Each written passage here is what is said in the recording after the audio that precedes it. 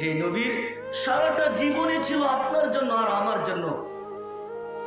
নবীজির সারা রাত ছিল তো এই উম্মতের জন্য, দিন ছিল তো উম্মতের জন্য, চোখে পানি ছিল উম্মতের জন্য, মুখে চিৎকার ছিল উম্মতের জন্য। আমার উম্মত উম্মতি উম্মতি বলে চিৎকার ছিল, শরীরে রক্ত ছিল তো উম্মতের জন্য জড়াইছে।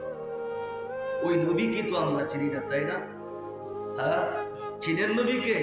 সারা জীবন তো আপনার জন্য উৎসর্গ করে গেছে, সারা জীবন তো উম্মতি বলে চিৎকারই পারছেন। মৃত্যুর সময় পর্যন্ত চোখে ছিল পানি।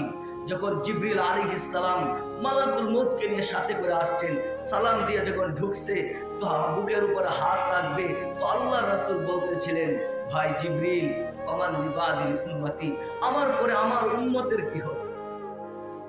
আমার পরে আমার উম্মতের কি হবে?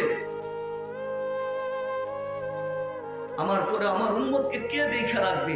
জিবরিল আলাইহিস সালাম দৌড়িয়ে গেছেন আল্লাহর কাছে।